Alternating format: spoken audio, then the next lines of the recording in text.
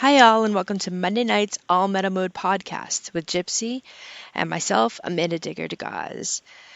Before we get started with tonight's show, just a reminder Dirt Digest magazine has February issue out. If you go to dirtdigestmagazine.com, right there on the main page, you can check out February's issue. And let's see, so yeah, March is around the corner. I'll be looking forward to reading that. This is a monthly online treasure hunting magazine that, I'm sorry, I'm seeing people are saying that there's no sound.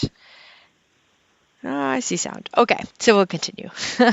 um, Dirt Digest Magazine. So yeah, February's issue's out there. Go to dirtdigestmagazine.com. Hey, Gypsy, how are you holding up? Hey, I survived the storm somehow. Oh man, I tell you, we got hit so hard here in Texas, and I had so many friends that were without electricity for a week. Some that were out for a couple days. Some were out, for hours, and then they would have their electricity cut back on and off and on. We were lucky. Apparently, our electricity cut off for just a moment and then came back on, and then it flickered a few times. And other than that, we had no issues. We lost water pressure for a while, but we didn't lose water. We didn't have any pipes bust. Texas is where we live is just a warm climate thing, and it was a fluke thing that we got that snow earlier, weeks before this big storm hit, and it dried up after one day, and this storm lasted a full week, and I tell you, I got cabin fever, terrible. I couldn't go out anywhere.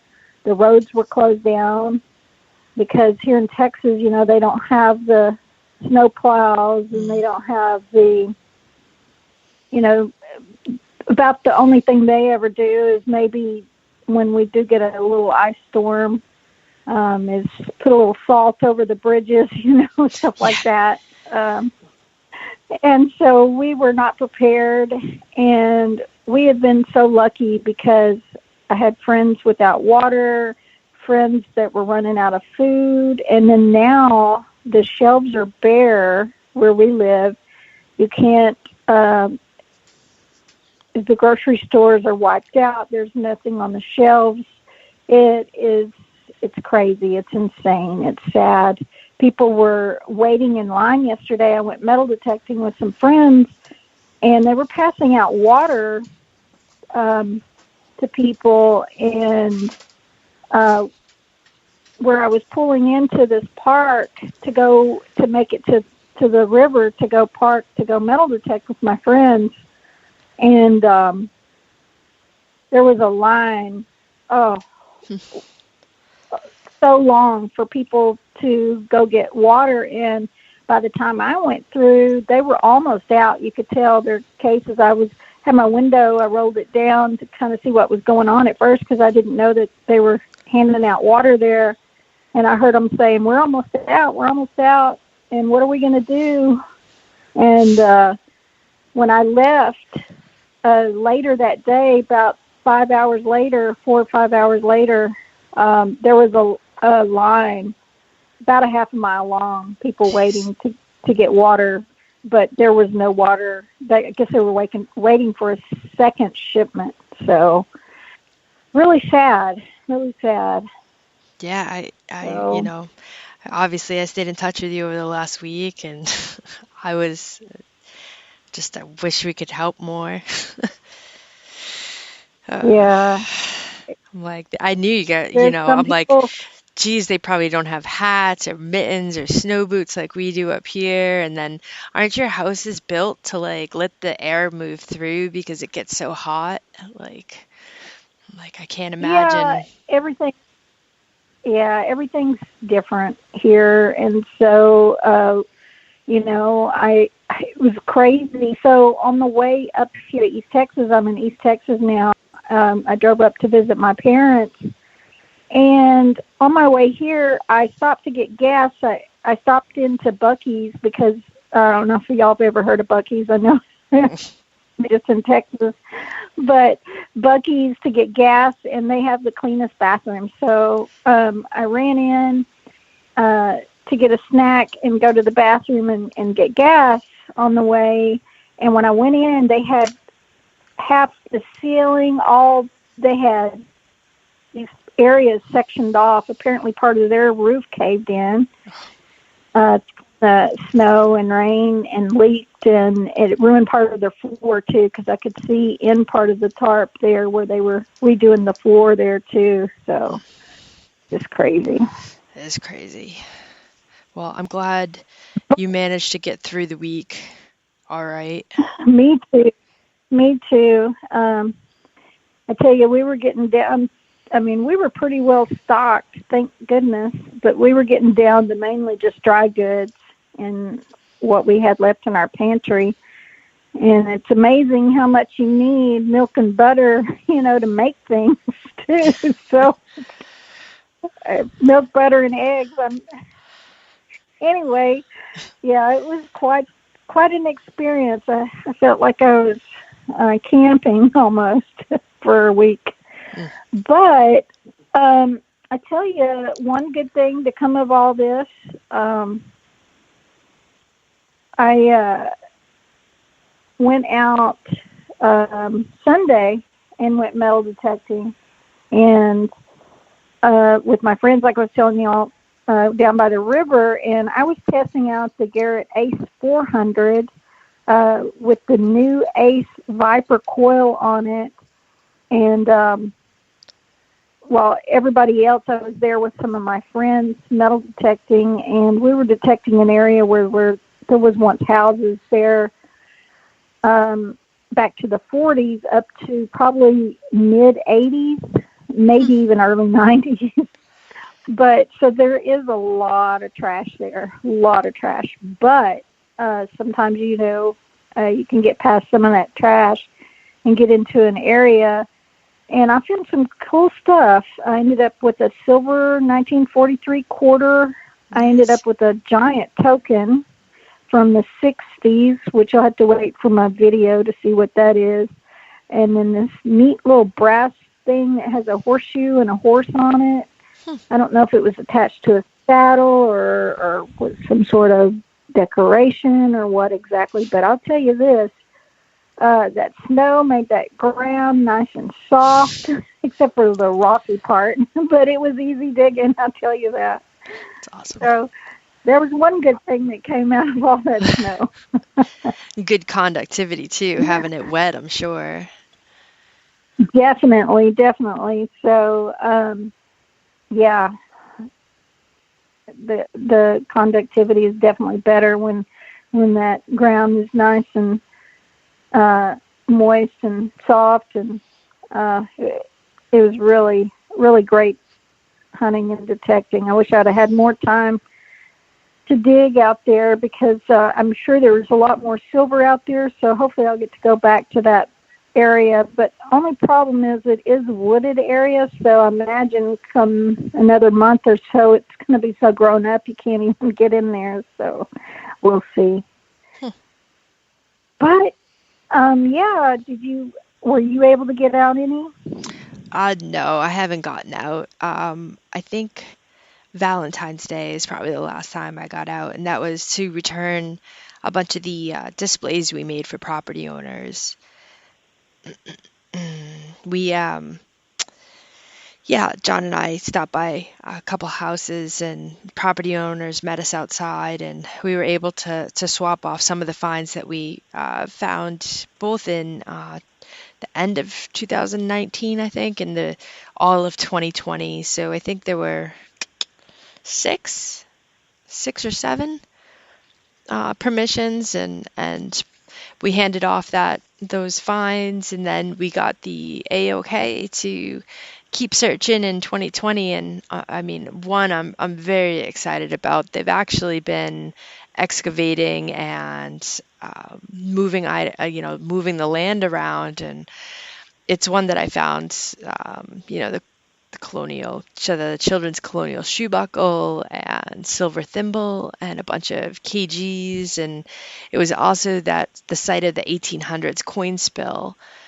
And he said he's pulling up old brick again. So might have found another house site maybe, or perhaps the chimney of one of the homes there. But we knew that there were more cellar homes, so we're pretty excited to check that out once the ground thaws a little bit. Besides that, that's all I've been up to. So let's bring in Anthony. Hi, Anthony. Welcome back. Hey, ladies, thanks for having me again. Welcome back. It's good to have you. It's kind of sad not being able to get out at all and detect with all this snow. Yeah, I guess you can't get out either, being way up there in Michigan. So. Well, I actually did get out a little bit this week. I went to my next door neighbor's house. He's got an 1857 home, and he has a dirt basement. So I just put the super small coil on my AT Pro and went around the basement, see if I could find anything. Oh, did you find anything? No, nothing too special. A lot of broken pipe pieces and stuff down there you have to dig through. So yeah, I might just bring a sifter down there and just try to do it that way next time. That's what I was just about to say. I would definitely bring a sifter down there and section off piece area by area, and there's no telling what might be down there.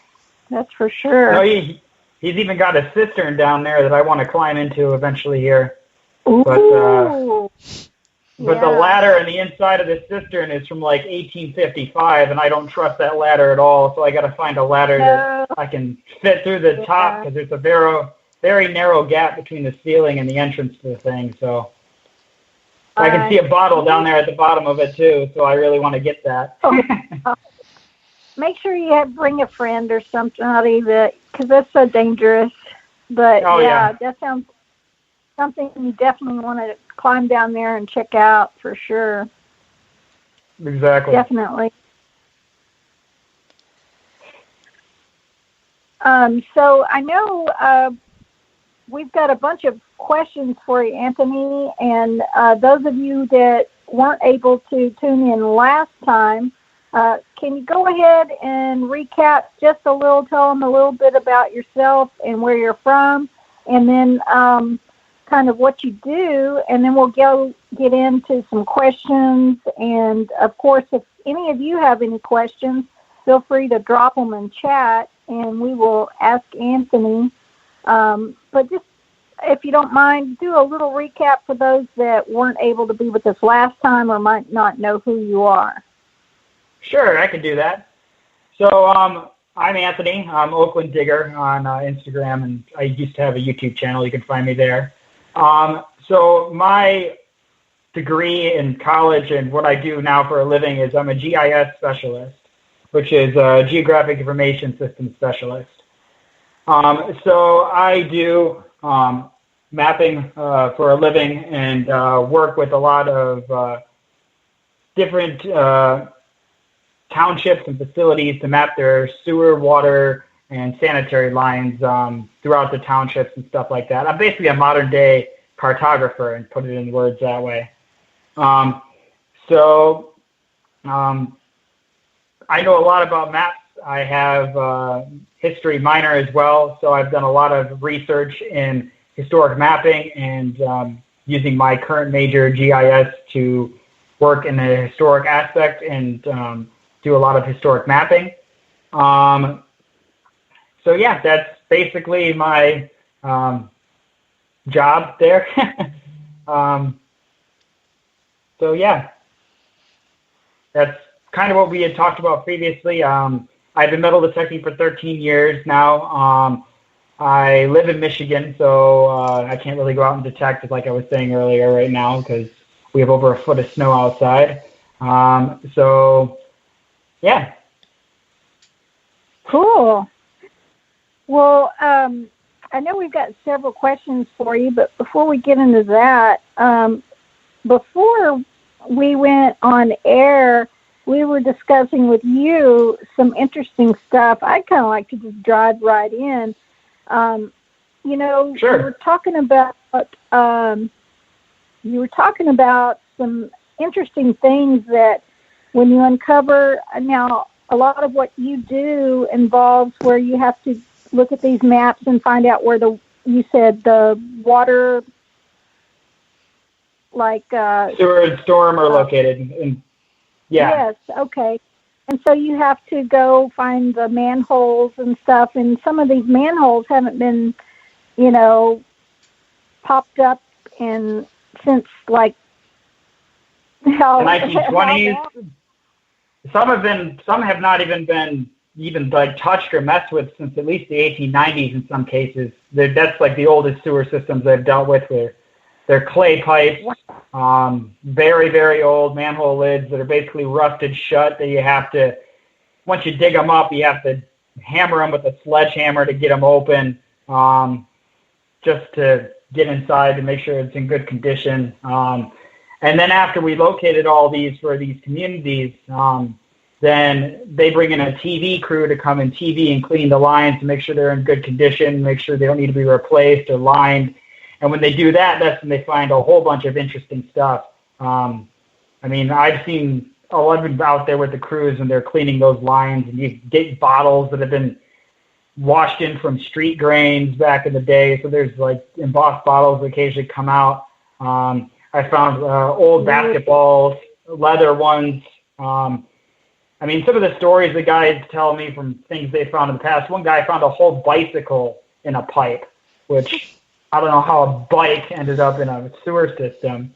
But that was down there. We had another one with a 1950s car bumper clogging a whole sewer line. The bumper was sideways in the line. And then there's the really nasty stuff that I'm not going to go into.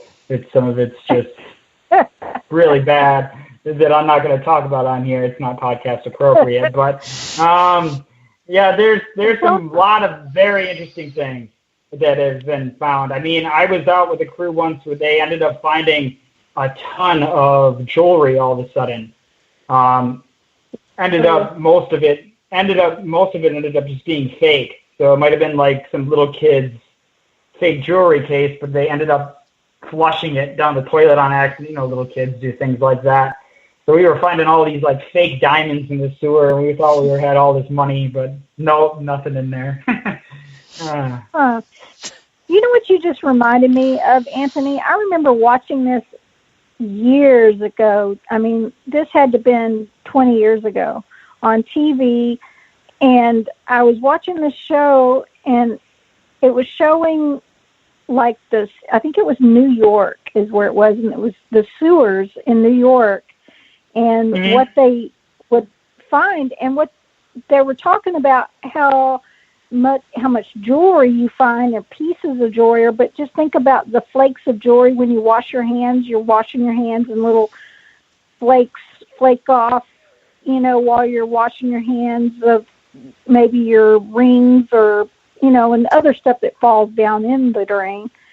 But what they did is they were showing all these gold bars and silver bars of stuff that they had found in the sewer that they melted down. And I remember that had a major impact. I was just like, my mouth was wide open. I was like, oh my gosh.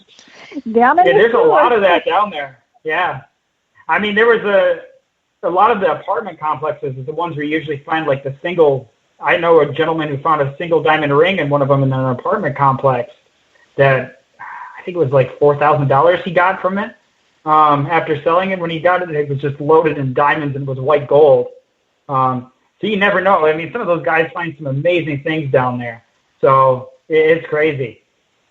I can imagine. I think I know several people that have lost their rings down drains before, and I've often wondered, how far that got pushed, where most of them just sit.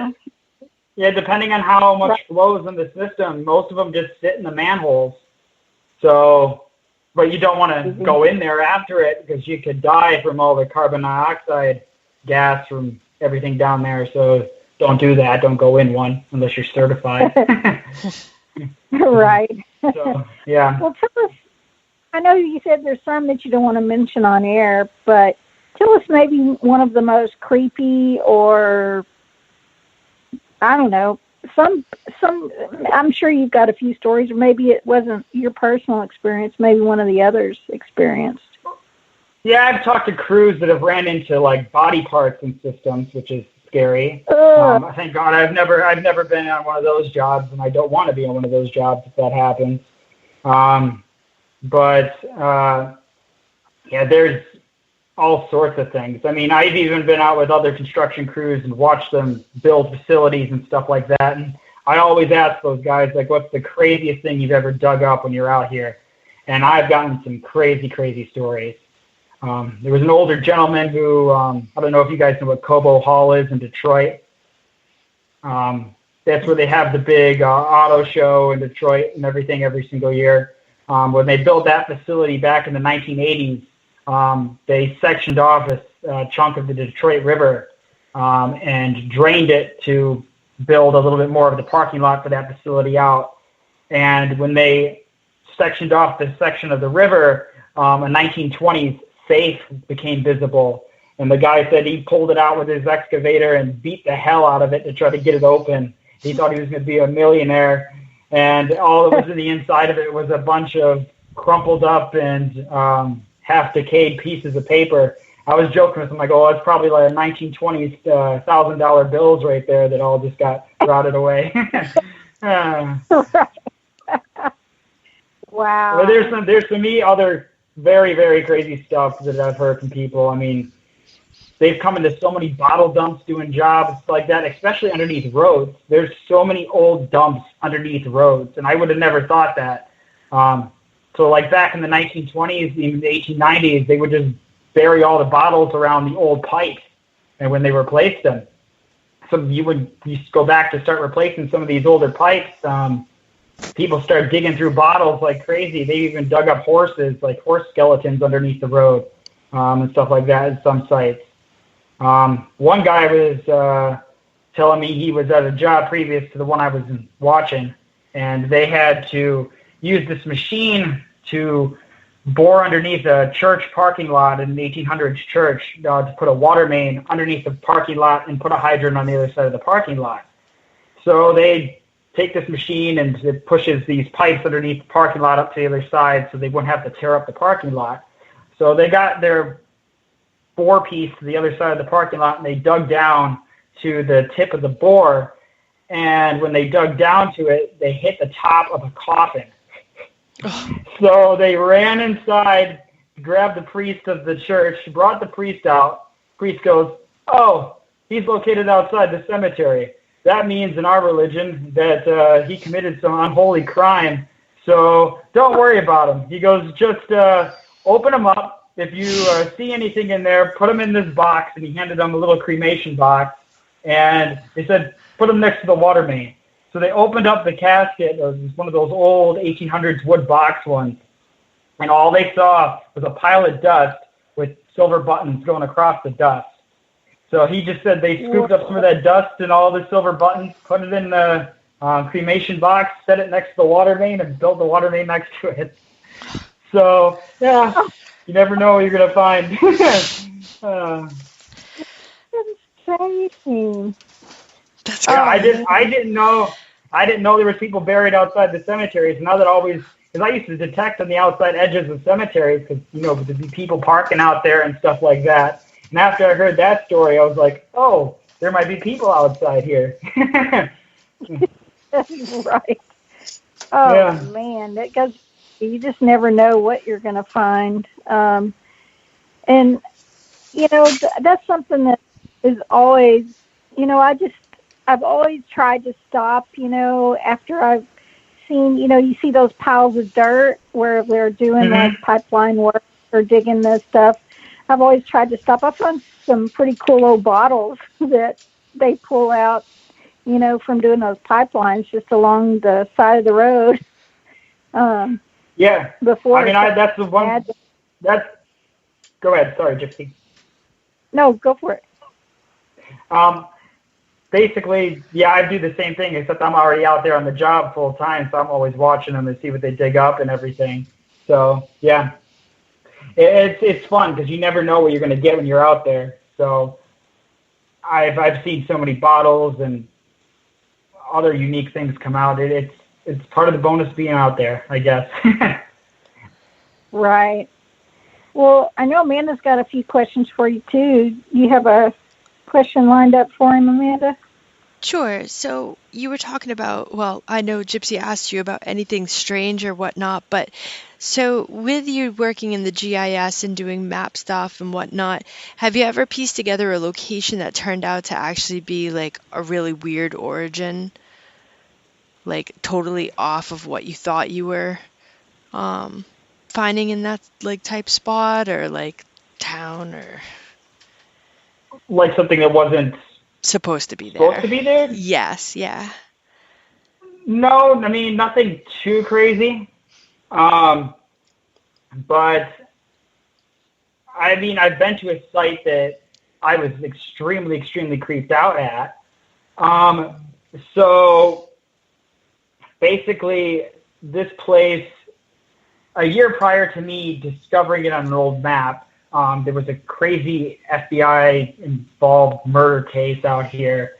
And basically the lady was dumped not too far from where the cellar hole was. So I was a little creeped out going to the cellar hole prior to being out there. And according to the FBI report for that case, that coyotes had got to the body first, in the report it said, so not all of her had been recovered. So that was like really creeping me out before I got to the site. So I always had that in the back of my head when I went out to this place. And the whole time I was out there, I was just uncomfortable. I felt like somebody was watching me the whole entire time.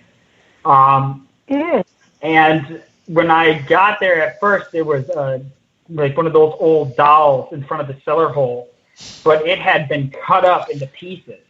And that creeped the heck out of me. But I kept on going. I dug a few holes, and then I started hearing all these rocks falling in the cellar hole. So I started freaking out, and then all of a sudden this opossum jumps out of the cellar hole and just hisses at me. I threw my shovel at it and took off. I was like, I'm not staying here. So I didn't go back to that place until about 4 years later. And the possum was gone. The doll was gone, which was creepy. My shovel was still there. I got my shovel back, and then I was able to dig a couple nice things out of there. And I've been back a few times since then and never had that strange feeling or anything like that. But that doll was weird. I don't know why.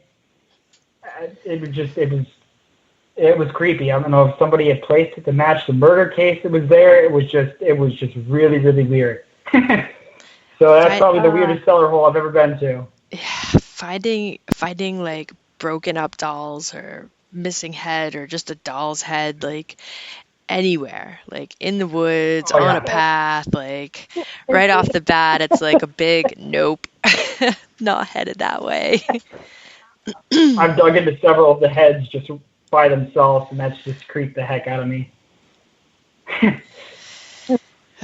Yeah. Yeah, big. I mean, I've had other creepy stuff too. I've had to call the cops before.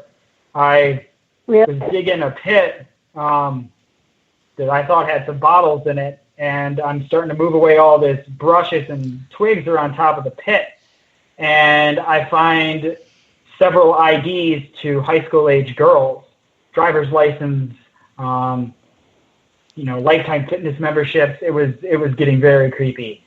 So I called the police. They came out. I gave them all the information, showed it where it was located, this and that. Long story short, I knew somebody who happened to be at so I found one of the girls on Facebook, and I knew somebody who was at that girl's high school. So I contacted that person, And they told me that those girls, they were fine, just their purses got stolen and all their contents was dumped where I had found it.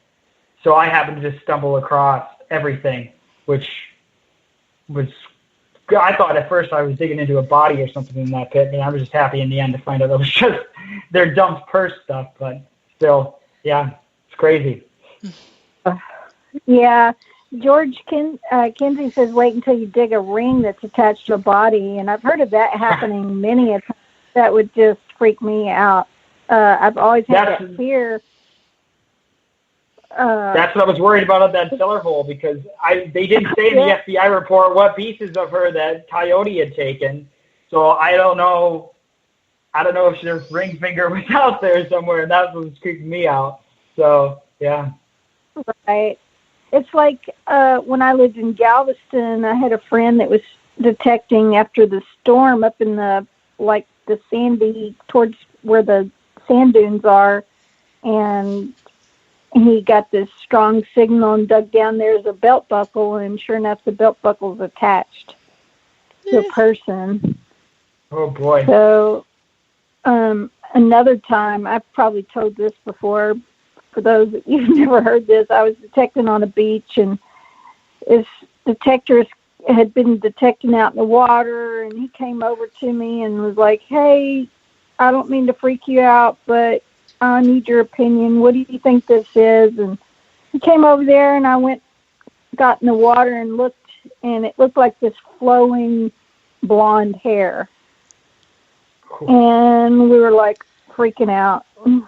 And he says, I guess I need to go.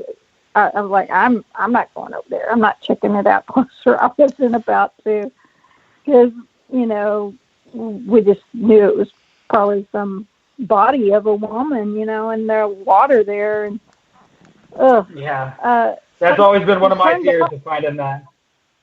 Yeah, it actually turned out to be, of all things, it was a rocking horse. And the mane was made out of some sort of blondish-looking hair, and it was flowing like it looked like a lady's hair. I know that sounds funny, but at the time it was creepy as can be. That's a strange thing to find at a beach. You would not expect to find that there. Right. Who knows how that got in there. Yeah. That's something too, like digging yards. It's one of the questions I ask, like the property owners, not are there dead bodies on your property, because you can see the headstones and everything, but pets. It's one of those things that I don't ever want to dig up either, is like, you get that good signal and it ends up being a dog tag that's attached to the collar, attached to the animal or the bones. So that's definitely one of the things I ask too. Do you have any pets that might be buried in the yard that I would like to stay away from? We've had that problem a lot at construction sites, because you can't talk to the previous owners. They're gone. So we've dug up tons of chickens and pigs and all sorts of random animals.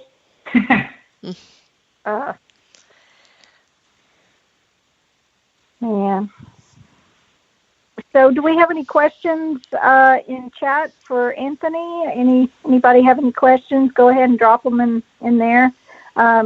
We can get more into the maps if you like, or is there... Sure. I got some more stuff on maps. I can give more tips and helpful stuff that people might know. I don't know if Gypsy or Amanda, did you guys look at that Bureau of Land Management thing I had posted on the All Meta Mode page? To really look up the old maps? Okay. Yeah. Can you share a little bit more about that and what you posted, and everyone can hop on over? You put it on All Metal Mode Facebook group? Is that where you posted it? Yeah, I posted I think it was 2 weeks ago, probably right after the last podcast recording. So that website gives you a list of all the property owners if you search your township and range number of everybody who bought it, and then the original survey of your township will be in there as well.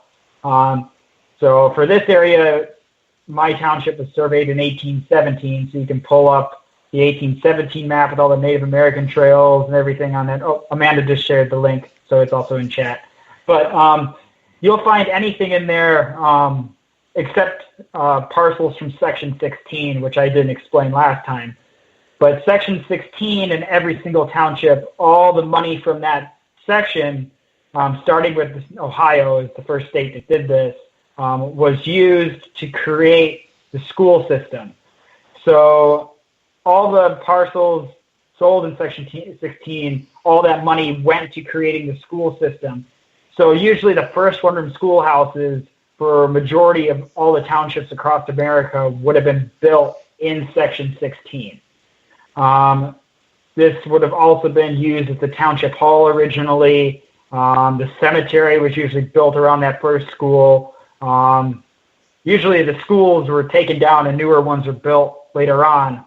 But usually that's where you're going to find the oldest school stuff, and a lot of activity would have taken place there because that would have been the main center of the township back in the day.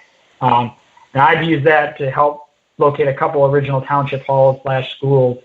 The one in my township used to have the cemetery around it, but they've supposedly located all the bodies across the street now to the new cemetery. So hopefully they did. I've not found anybody there, but yeah. Well, I was recently looking at a Texas map from the 1800s. It was a Sanborn map of a town where I metal detect a lot, and I'm curious.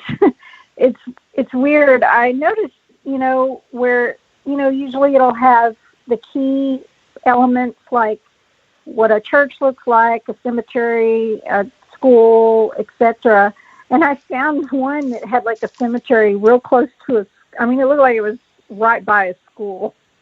That was a little weird to me.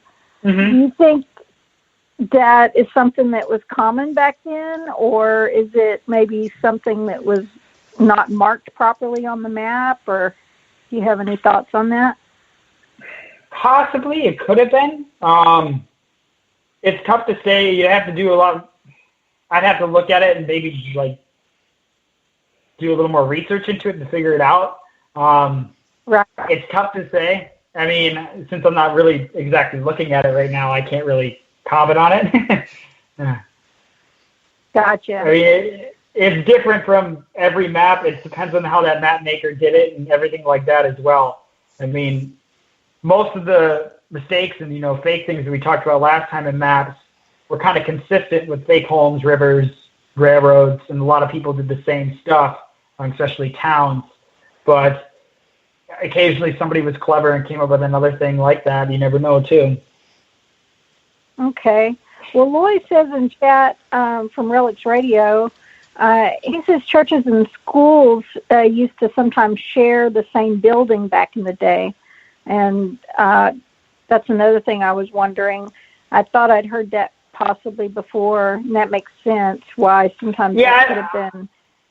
That could have been. Yeah, I've heard that too. Depends on the time period as well, because then you also had, in like the 1840s, 1830s, the New Awakening. So you had the huge revolution of people going out to camp places and, having the camp church, out in fields and woods and stuff like that. And they would have huge gatherings. So everybody would camp at it.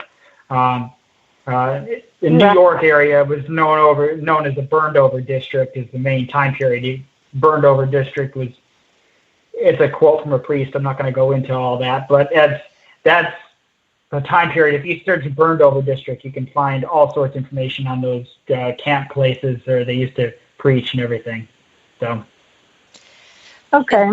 And Gypsy, in my area, we do have an area that used to be where they'd practice their faith, and they'd have school, and then they'd also have like picnics and family functions, weddings, the meeting houses.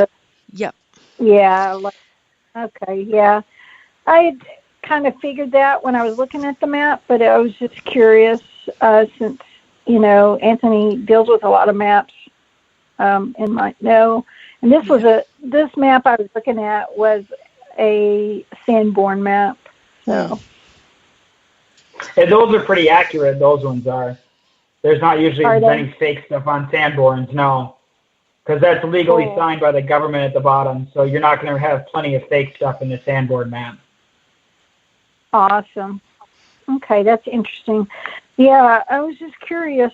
I thought I may look more into that area there and see, because I know of one where there is a cemetery there, and of course there's no churches or schools, but there, according to the historical marker there, it doesn't say exactly where it was, but it talks about a school that was near there.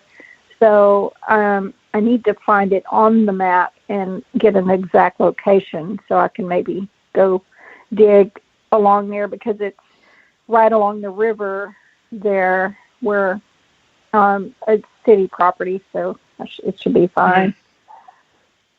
Now, Anthony, have there been any sites that you were doing research for, or were trying to locate, and or not locate, but say you were doing research on an area just to find out that it was one of those paper sites that you had talked about? Yeah, so there's been a couple websites my friend Michigan Relic Hunter and I have found that list the paper mills in the areas, and that's part of the reasons we found some of these ones. The one he goes to, I don't know exactly how he found it. I think he just accidentally stumbled upon it. I'm not 100% sure. But the one over by me, the one I had mentioned previously in Rochester, Michigan, which I'm fine talking about because there's nothing really there because they relocated the whole river. But that one I was taught in school with our local history stuff. So I knew about that one. And plus there's a giant historical plaque marker there for it with a picture of the old paper mill on it. So anybody who's walking the trail, which is right next to where the paper mill was, can find that marker pretty easily. I've been looking to hopefully find some more here. I haven't had any luck to find any others that are super close to me, but I hope to check out some soon. So, but that's where we were locating the button dumps and things like that.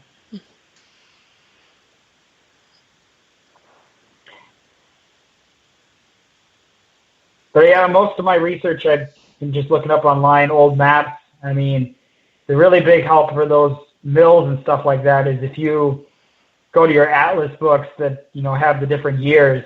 They're usually in the back of the atlas from like the 1870s or the 1900s, and all those ones will have pictures of homes, mills, and all that sort of stuff in it. And they usually have paper mills, woolen mills, and all those other mills. Sketch drawings of them in the very, very back of the atlas. If you go in historic map work and just go to the last page of the atlas, they're usually in there. Our 1908 atlas actually has true pictures of every single house, not every single house in the atlas, but ones that people paid the atlas company to go and take pictures of. Oh, that's neat. I mean, that's big help, because then you can go out there and just see the house, match it, or match surroundings with that picture if it's a cellar hole. And then another good tip I can say is I've made quite good friends with my local park here.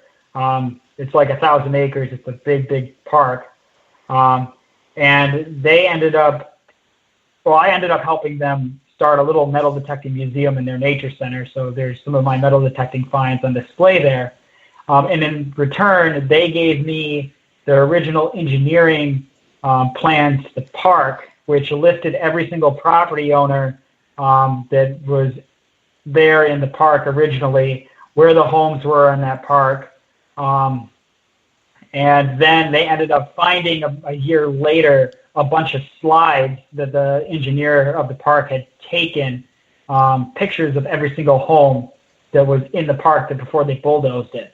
So it's cool. Now I have the map that lines up with all these pictures, and I have at least like 30 some homes, that I can continue to go check out that I haven't done yet from that list. So, yeah. Oh, wow.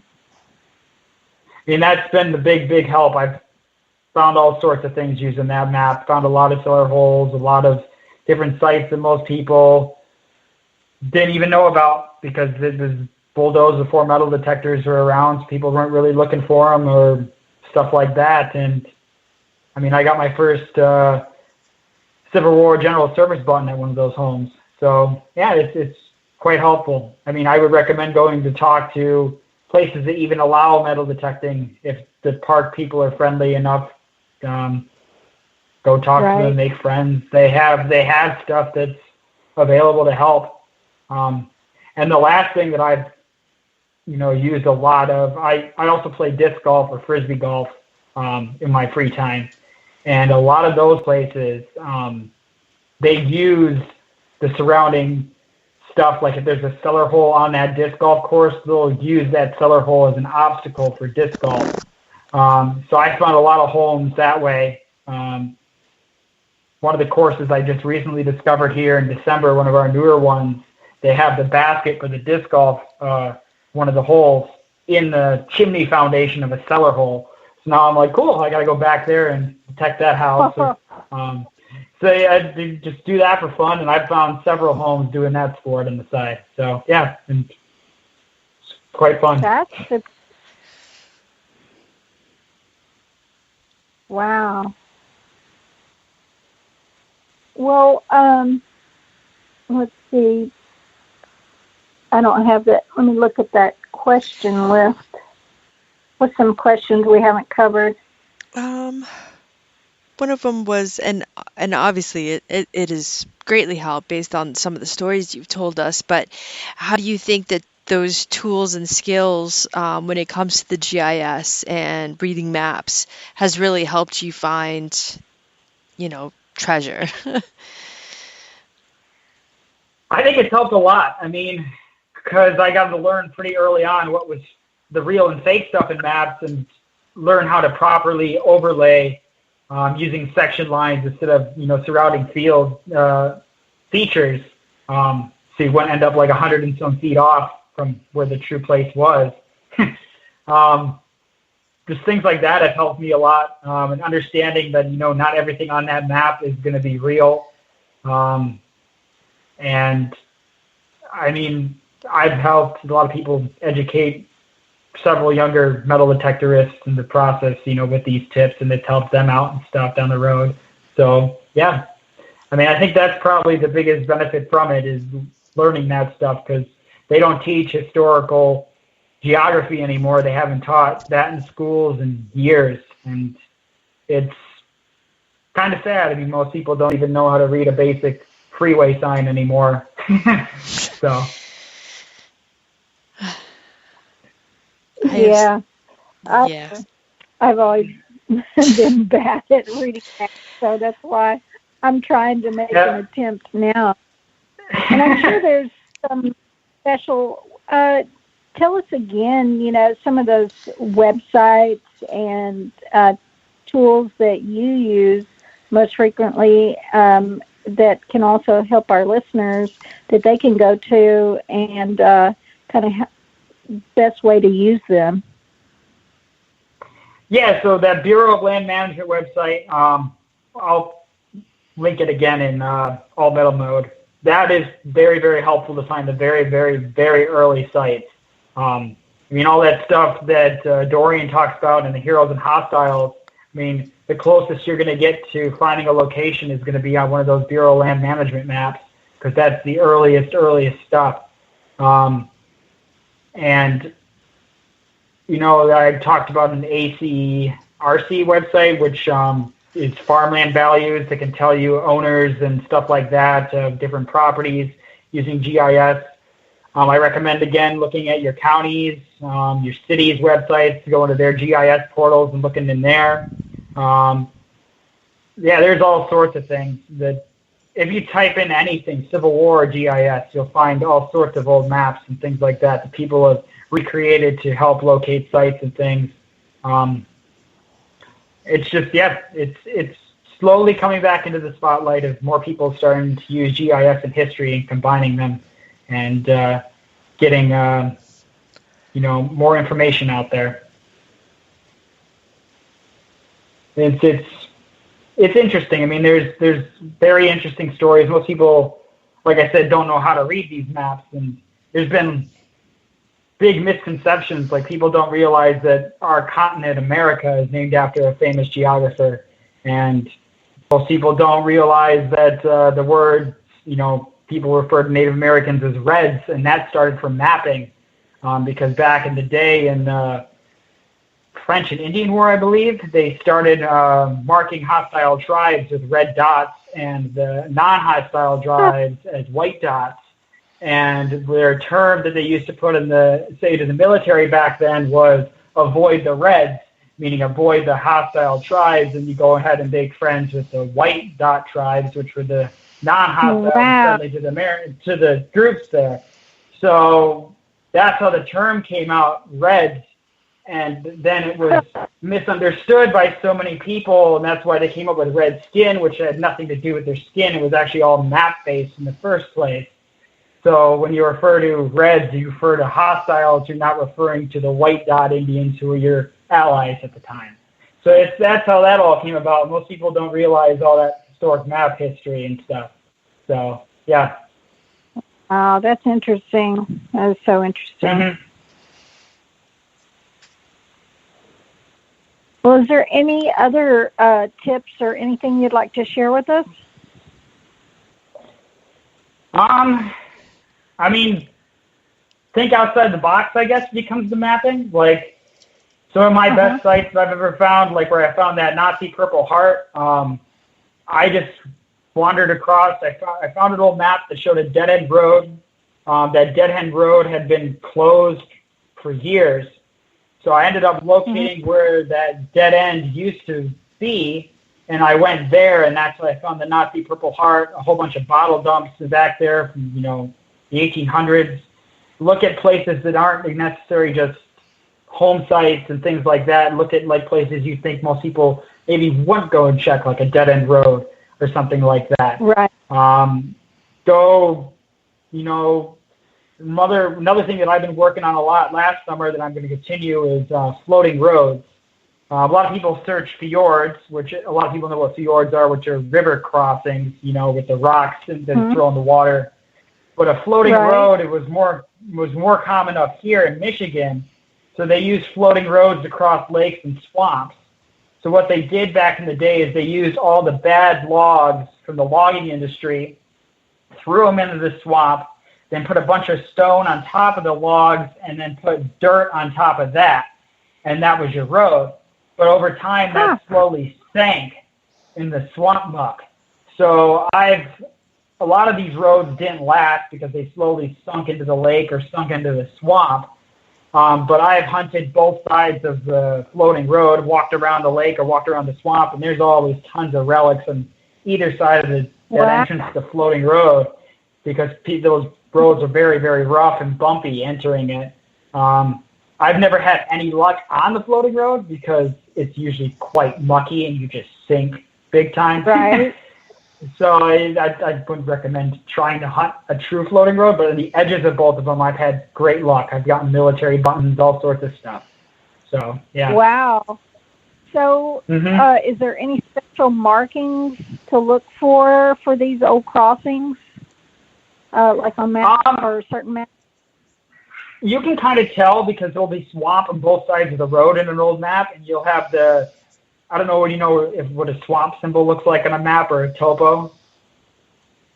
So a swamp symbol usually it'll have like a bushy look with a bunch of dots around it, and it's usually blue color, and that lists on a map as a swamp. Lake pretty much stands out. It's pretty obvious. It's outlines the lake, and if they have a road through it, it's kind of obvious. You'll see they have a road to the middle of the lake. But the swamps were the more common ones they built floating roads on, and that's not many of them still exist. There is one road by me that is still actually a floating road today, and everybody still drives on it, and they don't realize it's a floating road. But, yeah. Very interesting. Yeah, I'm always looking for the old crossings, and that's how I've found a lot of the old dump sites that I've located. Everybody's always asking me, well, how do you find these old dumps? And a lot of times it's along a creek or a river or a lake, somewhere close by where there was an old bridge or old crossing is what I've found. A lot of the ones in my area, anyway.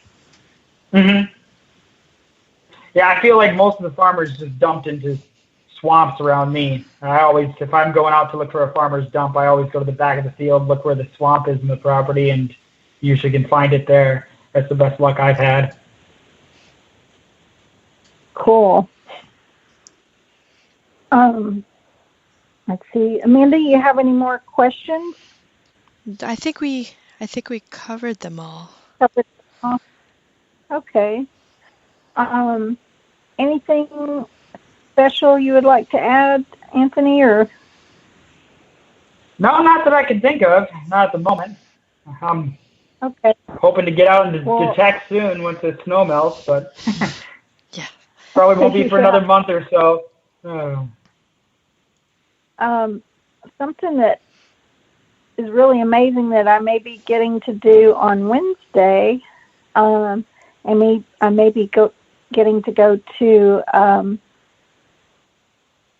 San Felipe and help with some archaeologists there. So just wanted to go with y'all. That's exciting. Be looking for videos and photos and stuff for that coming up. Hopefully we'll get onto something. Of course, all that goes, the archaeologists will keep the finds and stuff, and, and all that will go to the local museums and all that stuff, but it's going to be quite the experience for me to be able to do that, so I'm really excited about that. Yeah, that'd be pretty fun.